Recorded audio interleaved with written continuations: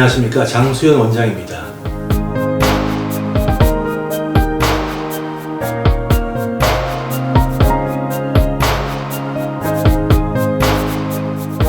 저는 매일 온라인을 통해서 많은 질문을 받습니다. 음경확대 조루 수술을 처음으로 받아보기 위해 궁금한 것을 물어보시는 분들, 또 수술을 저에게 받으신 분들이 궁금해 하시는 것들, 그리고 다른 타 병원에서 수술 받은 분들이 어떤 이유에서든 저에게 궁금한 것을 질문하시기도 합니다. 어떤 경우든 저는 최선을 다해 답변을 드립니다.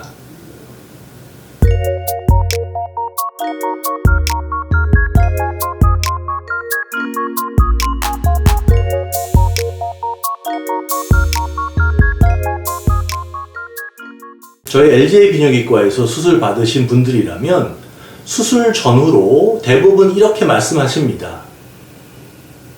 수술 전에 제가 알고 설명 들었던 내용들이 실제 수술 과정, 치료, 회복, 경과, 결과에서 모두가 그대로 진행됩니다. 라고 이야기를 하십니다. 이것은 만족스러운 수술 결과를 위해서 아주 중요한 것입니다. 많은 남성들의 음경 조건과 성기능의 상태는 매우 다릅니다. 그렇지만 수술 결과는 일정한 퀄리티로 정확히 만들어내는 것이 중요한데, 의료진의 실력과 병원 시스템이 반드시 뒷받침되어야만 합니다. 적은 확률로 생길 수 있는 디테일한 변수들까지도 예측하고 예방, 치료할 수 있어야만 하는 것이 필수입니다. 다른 병원에서 음경확대 수술을 받은 분이 저에게 문의하는 경우 그 내용만 들어도 저는 그 집도의사의 실력을 파악할 수가 있습니다. 수술 결과는 우연으로 나올 수 없으며 의사의 실력과 합리적인 수술 과정이 있어야만 결과도 보장됩니다. 수술 받으려는 분이 의사 실력을 어떻게 판별할 수 있을지에 관한 포인트들을 말씀드리겠습니다. 결국 어떤 분야에서도 좋은 결과를 위해서는 중요 포인트가 되는 부분이 있습니다. 이 내용은 일반인들 뿐 아니라 이 수술을 시행하는 여러 의사분들도 숙지하셔야만 합니다.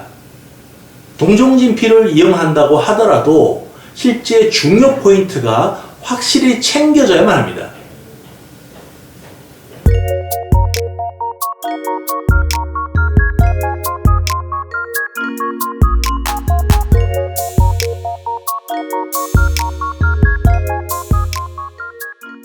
중요한 수술 포인트라는 것은 누구나 쉽게 그 의사의 실력을 파악할 수 있는 방법입니다. 이 포인트들은 음경확대 수술에서 최대의 효과와 최소한의 부작용을 위한 필수적인 요소들입니다.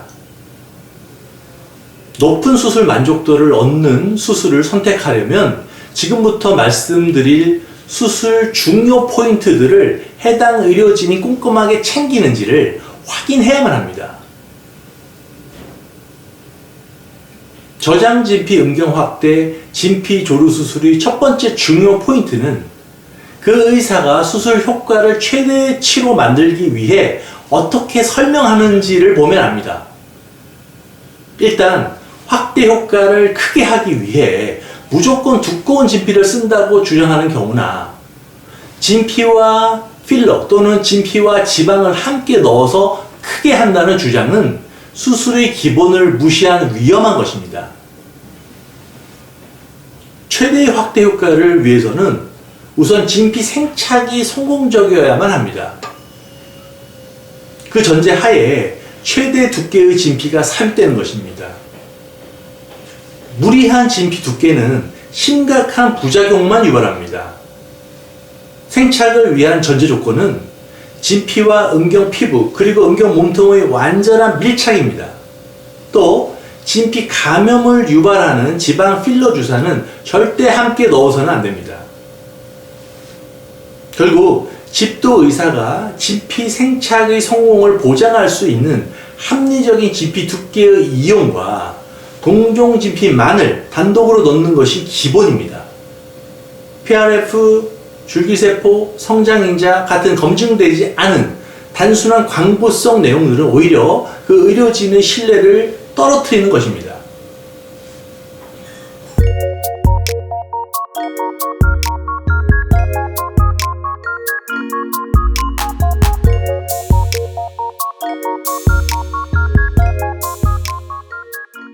두 번째 포인트는 수술 후 음경 피부의 붓기와 피부 주름이 수술 후 최종적인 시점에서 어떻게 형태가 만들어지는지를 의사가 정확히 설명해 줄 수 있어야 합니다.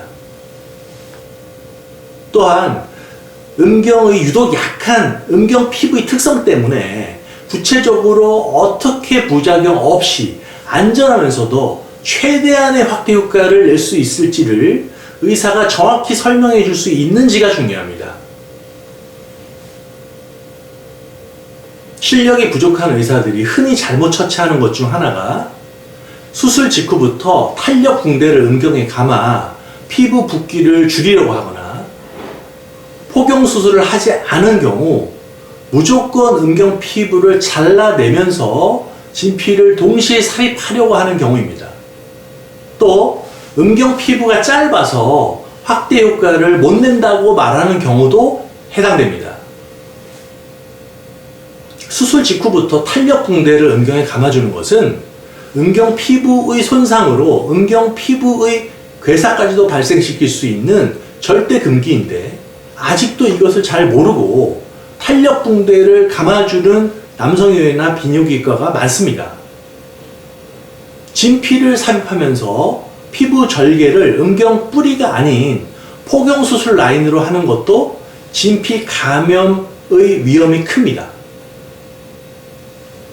과거 포경 수술을 받아서 피부가 짧은 경우라고 하더라도 이 때문에 음경 확대 효과가 떨어지는 것이 아닙니다.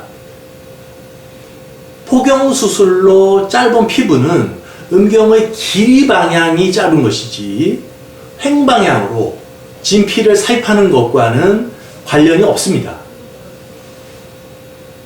길이 연장도 피부의 길이보다는 한 몰 정도나 해면체의 총 길이에 따라 한계가 정해지는 경우가 많습니다. 위에서 말한 수술의 중요 포인트들을 정확히 설명하지 못하고 다르게 설명하는 경우 그 의사의 실력은 신뢰하기 어려울 것입니다.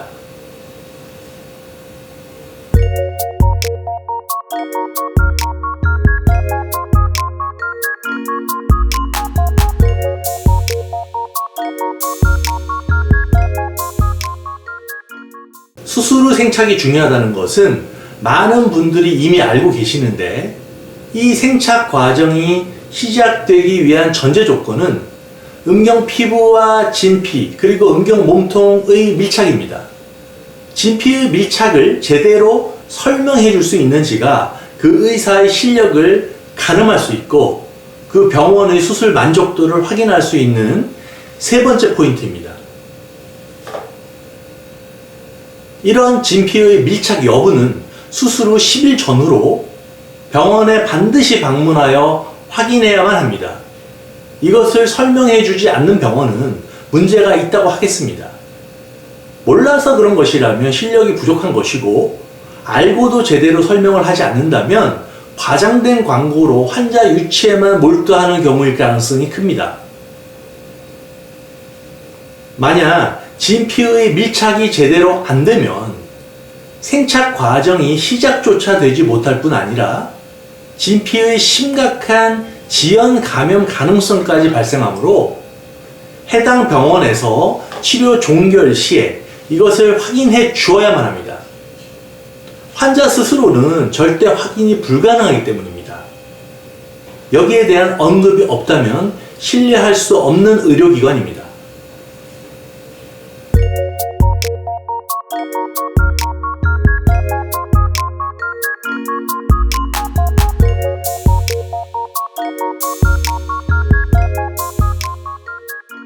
네 번째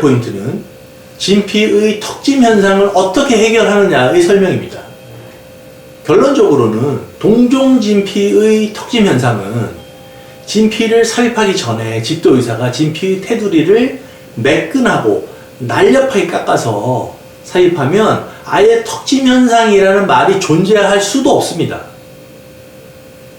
애초부터 삽입되는 진피의 테두리 부분이 매끈하게 되어 있는데 어떻게 턱이 지겠습니까?